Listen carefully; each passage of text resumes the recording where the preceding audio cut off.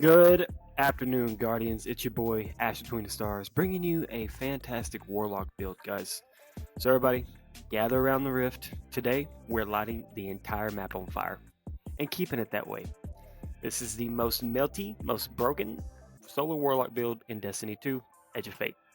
We're using Song of Flame, Starfire Protocol, and Artifact Scorch synergies to turn your grenades into endless miniature suns.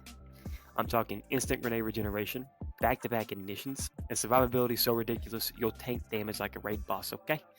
If you're ready to melt Nightfalls, if you're still playing them, dungeons, right? Solo content, master content, wherever the case is, if you're ready to melt all that stuff into vapor, this is it, okay? Let's get to it.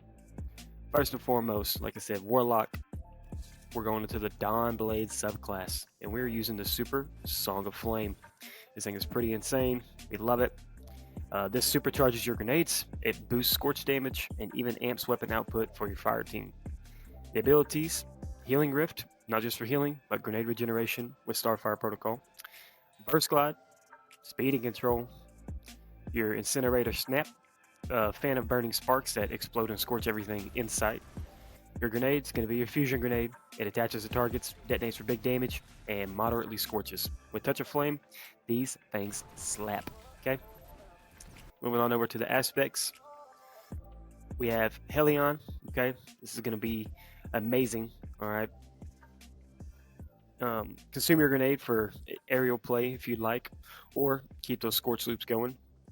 Touch of Flame, buff fusion grenades to deal even more scorch and damage. Okay, it's going to be awesome. These lock in the core playstyle, spammer grenades, staying alive and igniting everything on the battlefield. Okay, moving on down to the fragments, we have the Ember of Torches, which power melee attacks make you and allies radiant. Love it to death.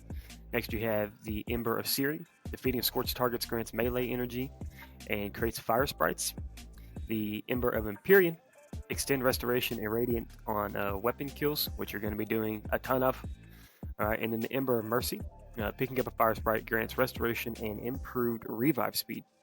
Translation: you're constantly radiant, constantly healing, and your loop never dies. All right. Now, this is where things get a little more spicy, okay? We're going to cover weapons.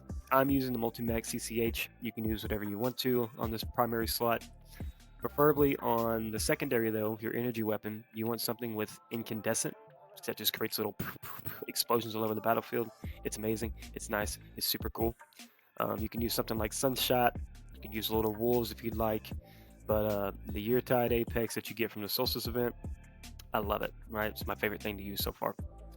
I'm using the tractor cannon for my heavy. You can use whatever you want to, so long as it's solar. The tractor cannon is obviously used for debuffing, but I have this nice little Ascendancy rocket launcher here. This thing, it really slaps, especially with the explosive light perk. When you pick up an orb of power, it increases the next projectile blast radius and damage. I believe this stacks up to 6 times. That's as high as I've gotten it anyway. But either way, whatever you feel like playing, this is going to be it. You know what I mean? Moving on over to the armor modifications. I'm just going to pull these up and show you what I got going on here. I have a harmonic siphon, or kinetic siphon, sorry, because I'm using the multi-max CCX. Ashes assets, you're going to be using a lot of grenades, so this is a quick way to build super. Special ammo finder, you can honestly put another Ashes assets on here. That's what I would do, but I was just trying out different things, and Ashes assets or special ammo finder is really, really, really nice. Moving on to the gloves, we have 2 bolstering detonations. Grants class ability energy whenever you cause damage with a grenade, which in turn, it's basically your loop, right? Whenever you go out to the battlefield, you throw down your rift where you're always constantly regenerating grenade ammo. You throw your grenade, kill things, you get class energy back, and you just repeat that loop over and over again. Next is firepower. Final blows with grenades create orbs of power. This is what you want to keep that super up and going at all times. On your chest armor, you just want any type of resistance that's based on the activity. I have 2 solars right now because I was playing Vesper's Host and the Grasp of Avarice. Trying to one-shot that ogre. I didn't get very close, but hey, I tried. On your boots, I'm running Innervation, which reduces grenade cooldown each time you pick up an orb of power. I have Absolution, which reduces all ability cooldowns each time you pick up an orb of power. And Innervation reduces grenade cooldown each time you pick up an orb of power. So You're always going to be picking up orbs of power, always going to be having that grenade up and going, because that's what this whole build is about, is the grenade and the rift that sends out your Helion to shoot things in the face. It's awesome. Lastly, for the class item, I have Reaper. Shortly after using your class ability, your next weapon final blow spawns an orb of power. So after you use your rift, there's a cooldown to this, but after you use your rift, whenever you kill something, it's automatically an orb of power. Keeps that loop going. Next is Powerful Attraction. If you're using your rift, it magnetizes all the orbs that come to you, so you don't ever have to worry about not going to collect anything. And lastly, you have Bomber. Reduces grenade cooldown when using your class ability. So it's all about reducing the grenade's cooldown, right? That's just how it is. It's what it's going to work for, so on and so forth. As far as stat line goes, right? Your number one priority is going to be your grenade. Try to get that thing as high as humanly possible. Your second is going to be your super. Get that as high as you can. You know, a good balance in between these two. I just like rocking the freaking grenade because that's my moneymaker. And the next is going to be your class. Mine is really low. You want to get this at least 70. That way, I mean, it's not a problem. Don't get me wrong, but 70 is where you want it, okay?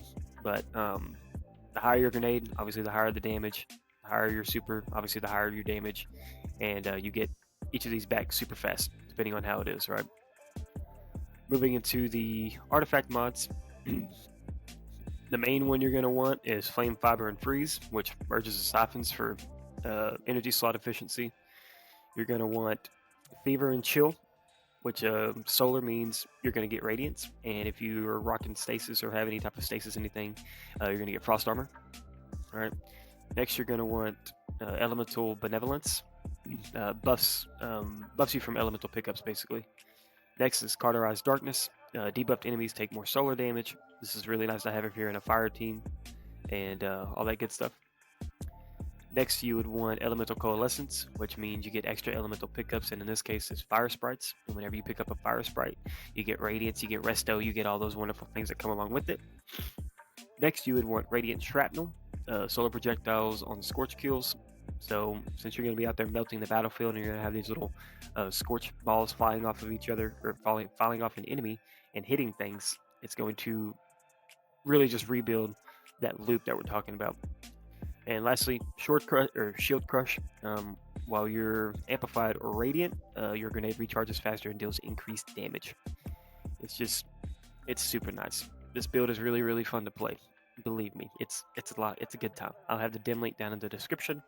I'm gonna get into the gameplay loop, and then I'll just stack a bunch of clips together. You can see what I'm talking about. But the loop for this is number one: drop your healing rift. Okay, throw your fusion grenade. Shoot your enemies while you're inside the rift, okay, to regain your grenade energy.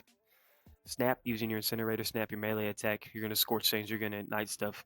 There's going to be fire sprites everywhere. Pick it up for restoration and melee energy, and then repeat until there's literally nothing left standing, okay? This build, it's got the damage of a nuke, the healing of a well, and the uptime of basically an infinite ammo cheat code. You know what I mean? But that's it. This is a quick little build video. Just want you guys to check it out, see what I'm playing with, and hope you like it. The Solar Warlock Song of Flame build literally turns you into Destiny 2's Walking Apocalypse.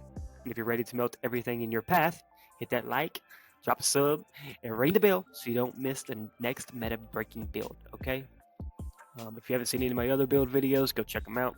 I got another one coming out for the Hunter. It's probably going to be 2 days from now, but it could be tomorrow. So every time I do a build video, I do a prelim video to let you guys know, hey, this is coming. And 9 times out of 10, whenever I do the prelim video, the build's dropping the same day at 5:30 CST. All right. Appreciate you guys watching. Thank you so much. Let me know what freaking exotic you guys are rocking, especially with the Solstice event. I haven't seen many Titan builds come out here, and I don't mean like Titan Consecration, but you know, I just want to see what you guys are doing. And I appreciate you guys very much for watching again. Don't forget to like, don't forget to comment, don't forget to subscribe. Ash Between the Stars, out. Peace.